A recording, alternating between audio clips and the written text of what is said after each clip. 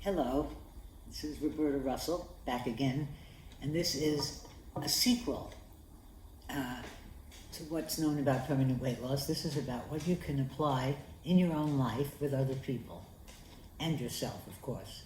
Weight loss is really hard, but much harder than weight loss is the maintenance of that weight loss. Many people lose weight episodically, over and over the same weight. I certainly have been one of those people for much of my life. But for the last 20 years, actually a bit more, I have looked like now, and whereas I once was obese. And so I'm really very happy with that. It's the result of a lifetime of study of what works and of trying and failing and trying again, and then of learning from experts, and then the help of my friends. And I think your friends or people you know who have just a common cause are probably among the best sources of help. And knowledge, we have the access to the internet, so you can learn what's worked long term. You don't have to guess, you don't have to listen to a salesman's hypes for some miracle cure. You don't have to go to the supermarket and look at the magazines on the rack talking about how someone lost 100 pounds in a matter of months just by eating ice cream diet or something like that. So there's a wealth of a whole body of knowledge that's known, and I've taken advantage of it and read many people, and then I have this little program, and some people put out a book and they'd like their book publicized, and it goes on Manhattan Neighborhood Network, and from there it goes to the internet and anybody who's interested. And so I have increased the knowledge in my life and the value to other people for all kinds of things using this vehicle. So I'm happy now to share it with you. And one of the things that's most successful when keeping weight off, when you start to lose weight, and then you start to gain it, you have to stop right away. Otherwise it gets very hard because your body changes, and so that you become somebody with a very negatively affected metabolism, and hunger hormones are increased, and the hormones that suppress your hunger hormones are decreased, and so you're walking around as a person who's much more vulnerable to weight gain than you were before you gained the weight and before you lost the weight. So every time you go through this cycle, you injure your capacity to sustain weight, and you have to keep making up for it. So it's like a vicious cycle, and it's not very pleasant, and it doesn't get solved. So you may as well, since it affects your health and your longevity and your pleasure and your pride and all kinds of wonderful things, why not bite the bullet instead of the candy and solve the problem? So that's what I have done. And I always have my fingers crossed, but I'm doing the right stuff. And whenever I pick up weight because I've decreased the calorie deficit that I'm using, and I don't have a deficit, I have a surfeit, I try to turn it around right away. And that's what Dr. Proietto recommends. He's the head of the weight control clinic at Melbourne, the University of Melbourne. And so he recommends you either go on liquid protein, because that's extreme, and a lot of the people he has are very, very heavy, and so it's inappropriate. But if it's less extreme, just do something less extreme. But make the correction quickly, don't wait. So I do, and I'm also sharing with other people. I have other people that I share my log with every day. My log is, I write down everything I eat and the number of calories next to each item, and I do it on a Word file, so I can go back 10, 15 years and see what I ate, and you can see how it changes, because I don't erase it. And your diet changes, but the calorie deficit pretty much doesn't change that much. As you get older, you burn a little slower. Everybody is like that. So you can compensate by moving more, eating less, both. The point is you're in the driver's seat, so you're constantly regulating. If you want to regulate your weight, you're regulating your calorie intake and your exercise. And then you have to make it pleasurable enough to keep it up. For instance, if it gets to be winter, it's cold, I don't always like to go out. Well, at first I would get sort of beautiful, heavy clothes, winter clothes and matching things, and get a great deal of pleasure out of it. And then I'd have companions. Companions are great. So if you're joining somebody else for this venture, and you can see you're both tracking your weight and you're sharing it, wow, suddenly it adds another element. It is competition, but it doesn't have to be negative competition. It's an awareness that other people are also working hard to achieve this end, and that it's worth it to them to give up some immediate gratification, because the getting back on track is not so easy. Or if you are going to do something that you don't think is advisable, what about if you do it in a smaller amount? I mean, because you're not alone. You're now you have a sphere of influence for the other people that you're sharing your journey with. And that makes more meaning. And meaning itself is therapeutic. In fact, I wrote a book on what works in psychotherapy, for effective psychotherapy, based on research years ago. It's available on Columbia Academic Commons and on Scholar Google, and so is the book on weight loss, permanent. It's called Report on Permanent Weight Loss, and it's on permanentweightloss.org. And you can see what actually works. So writing down what you do, keeping track, very powerful. That's a powerful technique. And then having companions is powerful. Not everybody likes a companion. Some people get uptight, but other people are enhanced by that. I'm one of those people. It gives me an added sense of purpose. And when you're doing therapy, if you have a meaningful relationship with your therapist, if you as the patient feel the therapist is your ally, is on your side or she's on your side and rooting for you and going where you want to go, that's a powerful predictor of a good outcome. And the technique itself is not a powerful predictor. How much it costs, also not so relevant. How many times a week you go, also not so relevant. Amazing when you think about it. So if you can get a meaningful relationship with someone who has a good intention outside of therapy, that could be a big bonus and it could help you.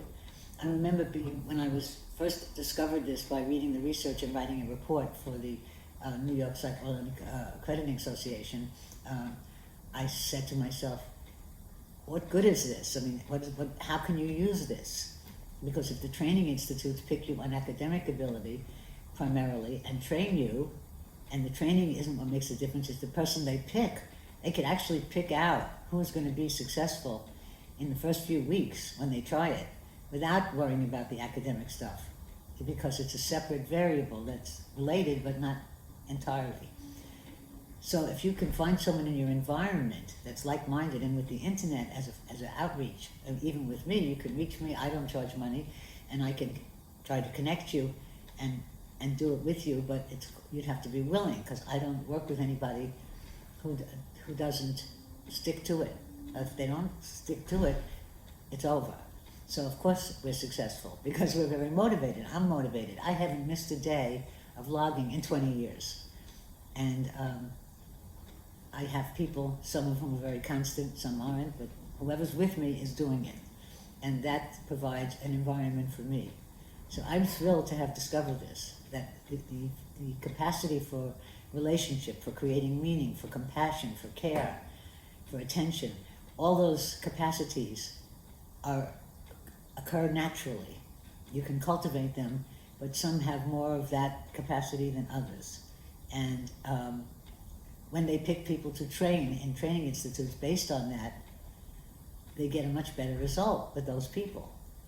So you can also pick people from your environment, because there's no exclusive provenance of people who are therapeutically talented in therapeutic training programs. They may be in other walks of life, and if you can find them, and if you have something to offer in that regard, the world is out there.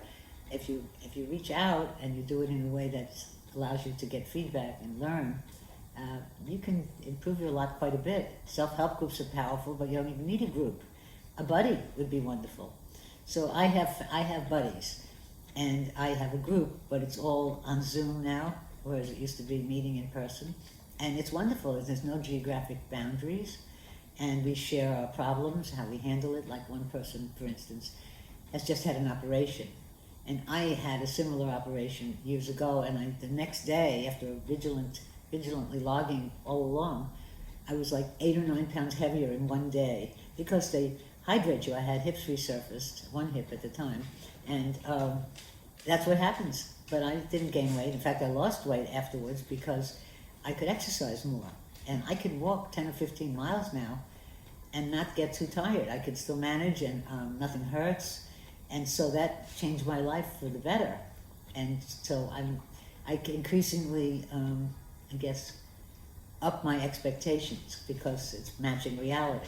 I don't know how long that'll keep up, but for as long as it does, and if I'm lucky, why not? And so I'm hoping to invite you to join me. I hope you read the book on Report on Effective Psychotherapy and the book on what works for permanent weight loss. And if you go to permanentweightloss.org, you can link to it. If you go to effectivepsychotherapy.org, you can link to the therapy book. And there's lots of ways. And if you go to Scholar Google, you can get to a whole bunch of books, including one I did with the late R.D. Laing. He was a British psychiatrist, world famous. At the time, he was the most famous living psychiatrist in the world and a psychoanalyst. And I was presenting my report at a conference in Zaragoza, Spain. And I knew I would meet him there. He was a lead speaker. And because he was from my vintage, I was very enamored of meeting him and thrilled with it. And so I read everything I could to be prepared. And I wanted him to blurb my book, which he did do, which I was thrilled about because it opened a lot of doors. And because I wanted his attention, because it was powerful. Attention is what you're offering in these matters. And being healing, attention is the vehicle to be healing. And intention. Attention and intention. If you have a good intention towards someone, they might very well pick it up and get empowered by that. So I suggest, if you're up for it, try it out and let me know what happens. I'd really love to know how you do. And I have been normal weight for 20 years. I'm now over 70 pounds lighter than I was then. And my technique is, I haven't paid anybody for this, my technique has been logging and creating a calorie deficit, which means I write down everything, what I eat and what I exercise, how much I move, and I wear, now I have one of those watches, but there's so many ways to measure how much you move. So that's reinforcing because you've got feedback. It's like biofeedback sometimes. But in any event, I make sure I do at least 5 miles a day, but I average probably about 50 a week. And that's a lot, but I do it as an integrated way of moving around the city. I'm in New York City, and I don't take so many cabs. I don't go on buses now that there's the coronavirus or the subway. But I walk from one end of town to the other if I have time. And that keeps me the same shape, eating pretty much the kinds of things I want. I go through different phases, but I'm not terribly restricted. My restriction is the calorie balance. I have to burn the same amount as I eat, or if I gain weight, burn more. If I lose weight, I really don't want to gain. Before the summer, I was listening to Dr. Joseph Proietto, and he said what he does with his patients, the way he advises them, is to, go to liquid protein, because they've been very heavy, and he doesn't want them to gain weight. So as soon as they start, even 1 kilogram, he says, go back and reverse it right away, don't wait. And weigh yourself at least once a week. I weigh myself every day, and the people I log with weigh themselves every day and report it. So you have to be sure you're not going to get crazy over the minor fluctuations, over what you ate, or if you had salt, all those things. That's not important. What's important is the overall big picture. Are you maintaining? Are you gaining? If you're losing, I don't know people who've been heavy like me who worry about losing, but once I started doing what Dr. Proietto said, one of the things he said was, try cutting out some of the carbs. Now, I used to think that was the anathema. Very unhealthy diet, and it's Atkins, and your arteries are coated with fat. And, it sounded terrible. And the bottom line is, he said, you don't have to eat fat to be in ketosis, which is what the Atkins diet puts you in. That gives you, your breath will smell different and not so good from that because it's a chemical process. But what happens is you lose your appetite. So you're much less hungry, and it's much easier not to eat more than you need if you're not hungry. It's obvious if you're hungry and there's food all around all the time, you're always tempted and you're always obsessing. I mean, I used to have cream puffs, even while I stayed lighter, but I was 5 pounds heavier than now. So I switched gears a little bit, even 5 to 10 pounds since I started doing that, which I previously thought was unhealthy. But I learned that it may not be unhealthy because you don't have to eat fat. you can eat your own fat. You can burn your own fat for a month if you're fat enough and not have to eat any. So basically, I started eating less and less fat as part of my diet, even though I'm still counting calories. The composition has changed. Now they say by research that composition doesn't make the difference. If you eat the same amount of calories, even if it's mostly carbs or mostly fat or mostly protein, the result is the same if you have the same amount of calories. A researcher named Frank Sears discovered this in a 2-year study.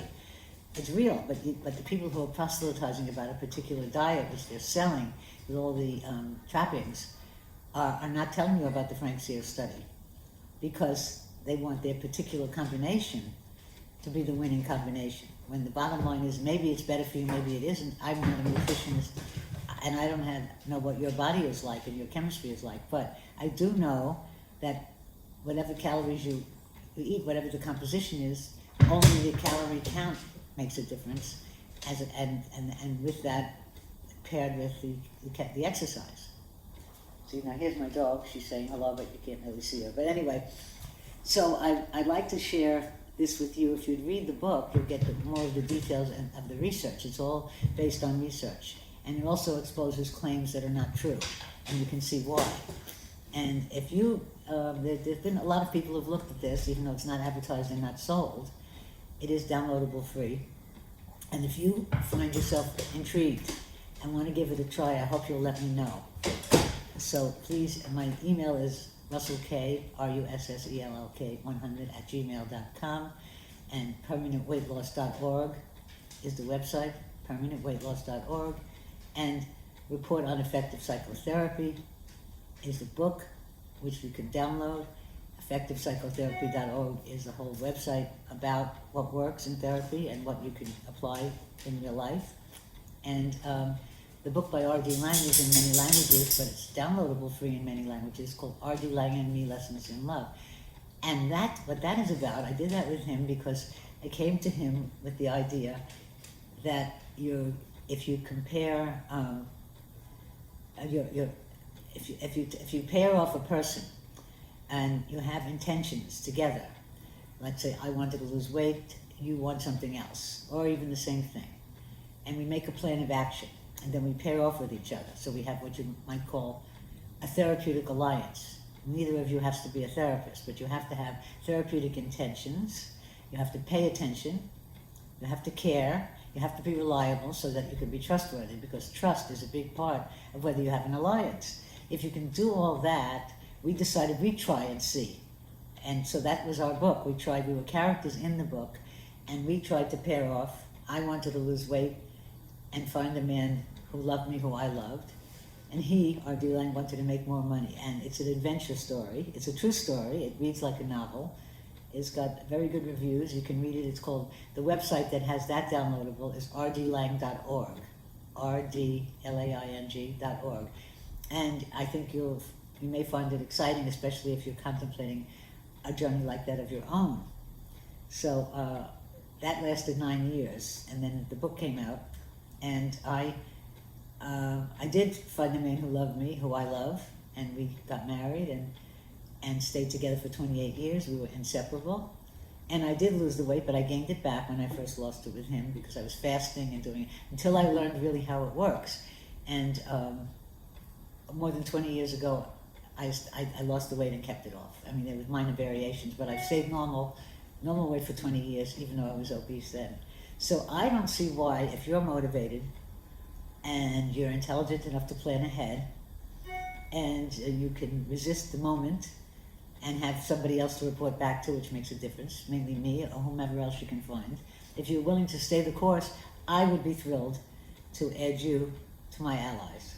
So keep me posted. Thank you.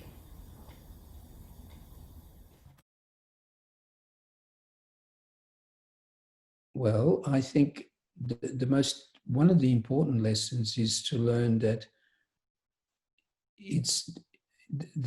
most of the obesity that we have is genetic, that genes are very important. And as I said at the beginning, it's not a surprise that there are a large number of genes in our genome that encourage weight gain.